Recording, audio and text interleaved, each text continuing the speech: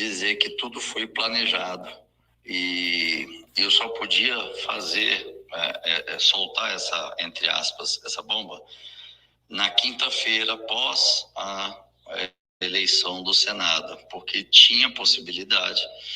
Claro, eu votei no Marinho e quem ganhou foi o Pacheco, todo mundo viu, e depois todo mundo viu um vídeo eu abraçando o Pacheco.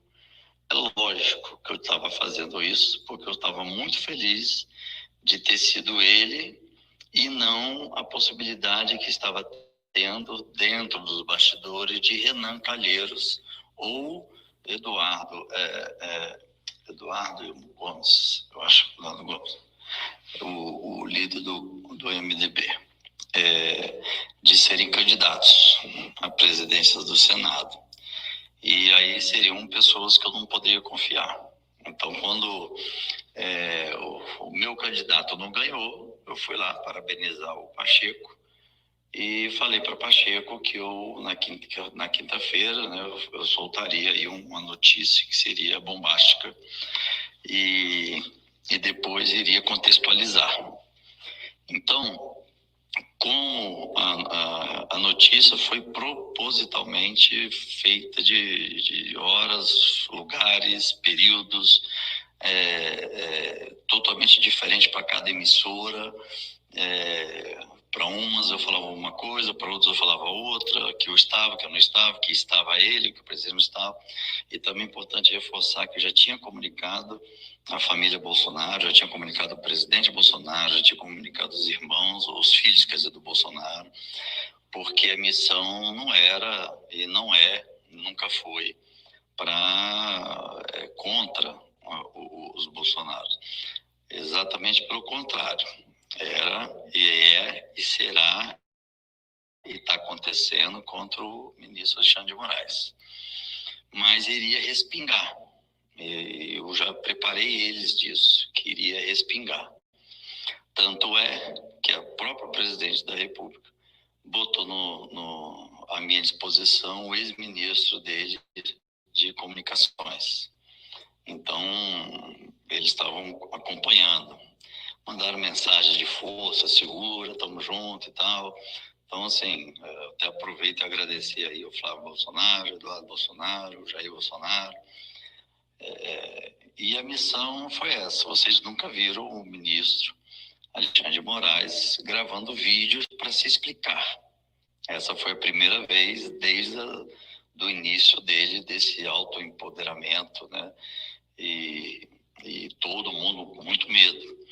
Então, a mensagem era meio que daquela época do código Morse, sabe? Para cada uma situação era um código que somente ele conseguiria entender o que eu estava querendo dizer e para onde eu estava indo e o que aconteceria. Então, ele faltou com a verdade quando falou que pediu para eu reportar o tal negócio, a tal denúncia, e não foi nada disso. Tem nos prints comprovando que ele não me solicitou isso. E uma hora ele fala que não era crime, não tinha crime nenhum, que era uma coisa esdrúxula, e era mesmo, eu falei até que era uma coisa esdrúxula e tal. E agora o pessoal quer colocar que eu fui prevaricação. O senador da República não responde por nenhuma questão de prevaricação. E como eu deixei o meu celular lá na Polícia Federal para fazer, então foi de forma voluntária que eu fui como testemunha e deixei meu celular, porque pela prerrogativa de um senador da República, nós temos 5 dias e horários e tudo, que nós que definíamos aonde, quando e que dia para fazer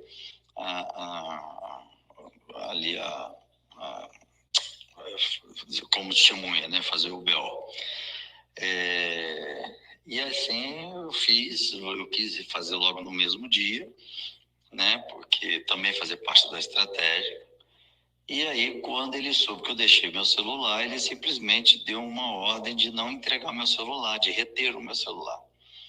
E reter celular funcional de um senador da República é um crime gravíssimo.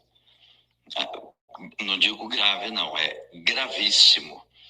E porque tem informações sigilosas, tem informações de questões de inteligência que envolvem não só o Brasil, mas a relação do Brasil com outros países. Enfim, tem muitas coisas que são sensíveis que não ficam na esfera do sigilo, né? E o próprio Polícia Federal vazou o meu inquérito, meu depoimento, e o Globo publicou. Então, o que era para ser sigiloso tornou público, porque a própria Polícia Federal vazou. E eles vazaram com a intenção de achar que eu estava ali, então, também botando uma outra história, mas não era. E o celular, a solicitação de reter através do Alexandre de Moraes, foi porque a intenção era de deletar algumas coisas dentro da nossa fala, entre eu e ele, que logicamente iria mostrar que em momento algum ele pediu para reportar, que enfim, ele entrou em desespero e chegou a fazer esse ponto que ele cometeu mais um crime, né? Porque apagaram algumas mensagens, mas eu tinha feito backup, não sou menino, né? Eu já tinha os prints todos guardados, por isso que eu até mandei aí para o doutor Marcelo, ele teve como exclusividade. E então foi montado agora um núcleo duro da PGR, com vários procuradores, subprocuradores que eu posso até dizer que acharam o nível da decisão dele de reter o meu celular é nível gravíssimo. Não é grave, não, é gravíssimo. Ele simplesmente rompeu drasticamente a Constituição. Então, o senador da República não é o Marcos Capixaba, não, é a posição de um senador da República. Nós temos várias prerrogativas, a gente não pode ser acusado de prevaricação, eu poderia estar até presenciando algum ato criminal e eu achar que não vou reportar isso não. Então não configura crime de prevaricação, né? Então nós senadores, todos os outros sim.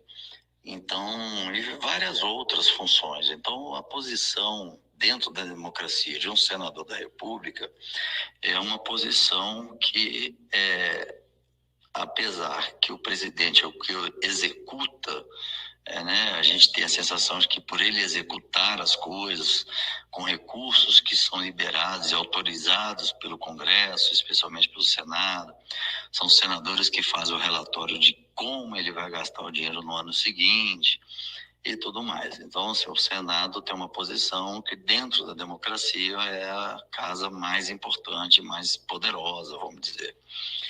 E tanto é que nós que colocamos, validamos os ministros, somos nós que tiramos, apesar de que, como tem muita gente respondendo processos lá, muitos ficam inibidos, né, de fazer qualquer ação de pedido de impeachment de algum ministro, para ele poder não vir retalhando como ele está me retalhando.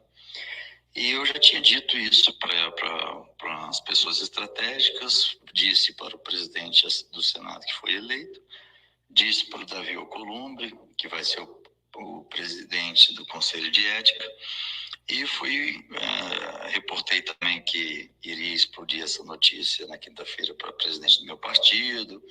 O PL insistiu muito, tem insistido muito para eu poder ir para o PL, e aí vai confrontar com Magno Malta, e Magno Malta arrumou uma confusão enorme em Brasília, de quase ir a vias de fato com o presidente do partido, porque ele não queria perder a presidência do PL no Espírito Santo, mas eu coloquei que eu não entraria sobre a gestão dele. E o PL brigou e está brigando para que eu entre no partido, mas ainda é uma coisa que eu tenho que pensar, discutir com toda a equipe. Bom, então eu uma provocação e o ministro Alexandre de Moraes, ele caiu, né? Então, é como se eu desse um exemplo para vocês de um atirador de elite que está preparando para salvar um refém, que está com uma arma na cabeça. Aí ele faz um disparo, e aí o disparo passa pela janela e quebra a janela. E aí todo mundo, o Brasil parou para reclamar que a janela foi quebrada. Por que quebraram a janela? A janela não tinha culpa nenhuma, que a janela era inocente, que agora a janela não tem condições, que a janela não sei o quê. E não perceberam que é apenas um pedaço que iria respingar na família Bolsonaro, e eu já havia comentado. Como o celular está lá na Polícia Federal para fazer a perícia, eu não tenho aqui porque eu poderia printar e enviar para vocês a resposta da família Bolsonaro. Mas amanhã ou segunda eu já vou estar de posse, eu já faço isso. Então, ninguém está percebendo que o objetivo é neutralizar o tomador de refém, né? Então, esse que é o objetivo, e nós começamos a ação, está seguindo exatamente como programado, deixando toda a imprensa doida, sem entender nada, cada hora fala uma coisa diferente, porque isso vai gerando essas teorias das conspirações, vão dizendo que eu estou doido, vão dizendo que eu estou não sei o quê. Então, assim, a matéria fica permanecendo por mais tempo do que eu chegar e falar A, B e C. Então tá bom, acabou a entrevista, tchau, um abraço. Então eu dizia A por uma hora, depois eu dizia B, depois dizia B e C, depois dizia A de novo. Então eu fui fazendo com que aquele dia ficasse um dia muito tumultuado na questão da imprensa. E assim o objetivo foi atingido. Foi a primeira vez na história que o ministro Alexandre de Moraes aparece em um vídeo se explicando. Ele nunca fez isso. Como também falando com que ele tinha me aconselhado a reportar, né, a fazer um boletim de ocorrência. Que ele não fez isso, que em nenhum momento ele citou isso.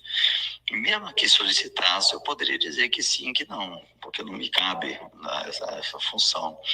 Eu reportei a ele, porque é ele que é o relator dos projetos do Daniel. E se fosse outro ministro, iria ter outro ministro. Mas ele, porque ele quer tudo, ele está empoderado. Mas aí eu passo para vocês em primeira mão que depois do dia 8 dos atentados lá, da destruição dos três poderes, os ministros que estavam com ele compactuando com as ações dele, já não estão mais. Já está tendo uma briga grande interna entre eles, e já está se caminhando para um isolamento. Os próprios ministros vão começar a isolar o Alexandre de Moraes, e a PGR ficou assim, o procurador-geral e a vice-procuradora disseram que nunca viram nada parecido em 30 anos, um ministro decidir reter um celular de um senador da República, que o correto seria, caso houvesse, né, qualquer indício, seria solicitar a PGR para que pudesse fazer o contato, o pedido de retenção do celular. O PGR iria comunicar ao presidente do Senado.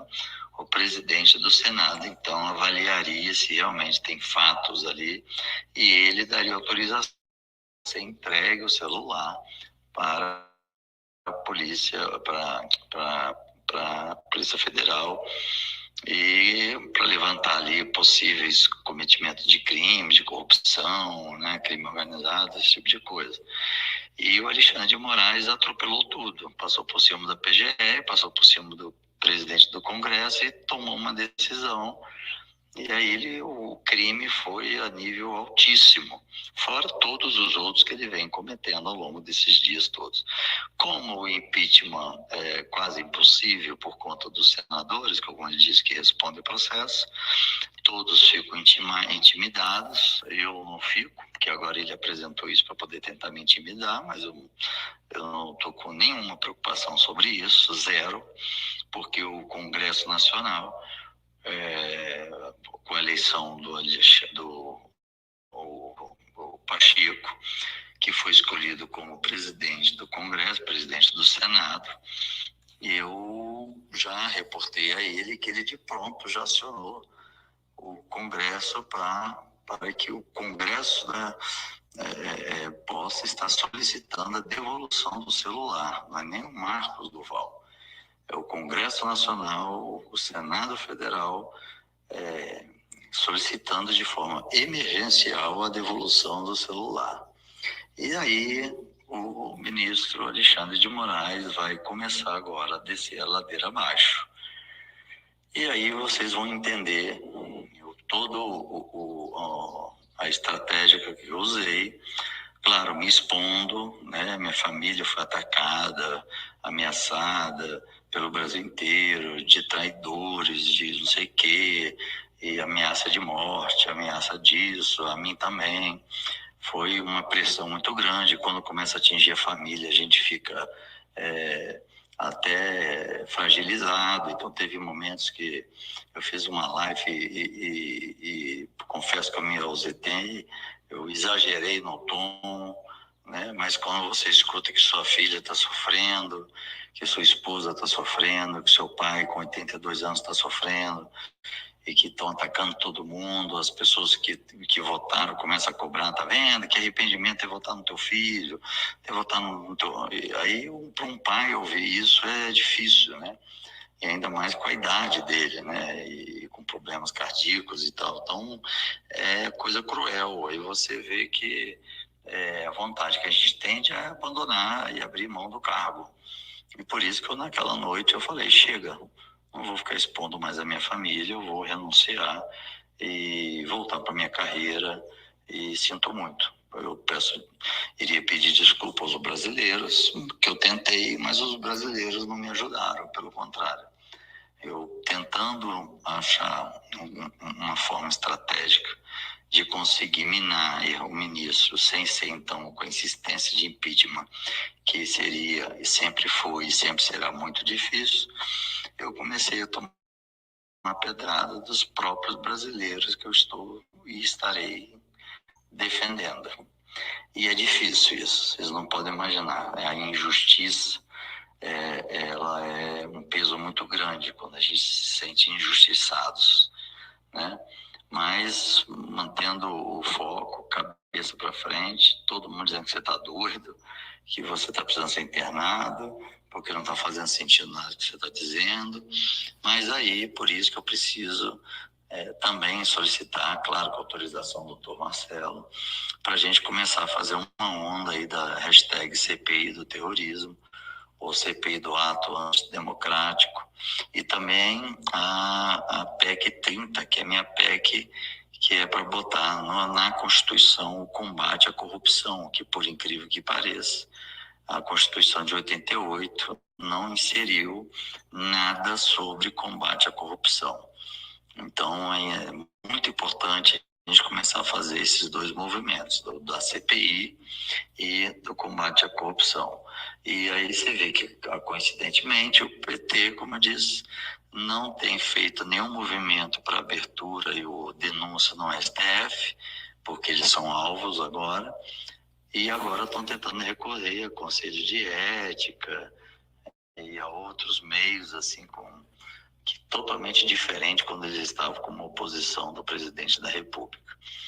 E é isso, não vou renunciar, seguirei, porque eu não vou deixar minha família também desguarnecida, e também não vou deixar minha equipe para trás, né? Como militar, a gente tem essa premissa de jamais deixar um soldado para trás.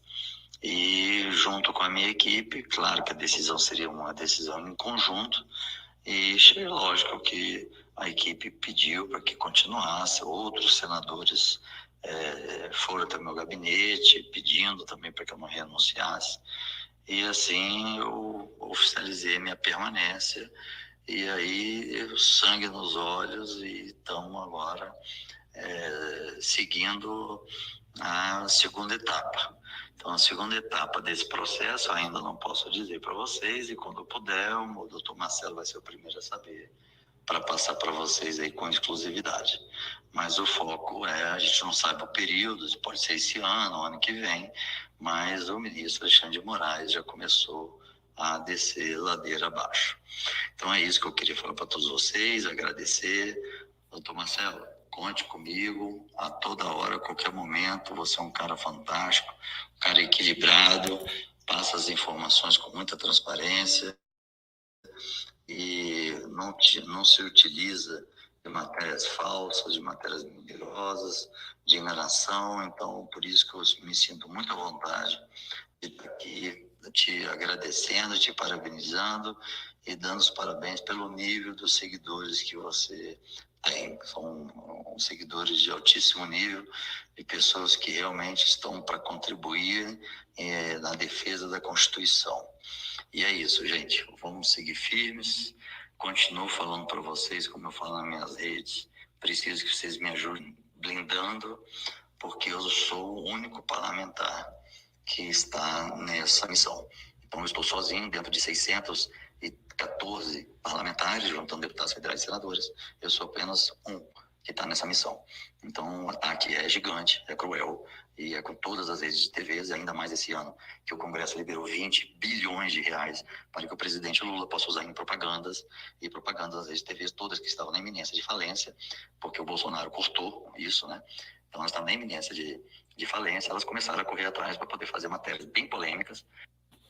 Pessoal, ele disse que o segundo plano será passado para nós também. Foi feito o primeiro plano. Eu tenho todo esse material, está comigo também. Claro que eu não posso mostrar agora. Ele próprio fala, né, que está comigo. Ele me enviou esse material também, tá? Para que eu possa ficar ciente também, né? Então, tudo foi um plano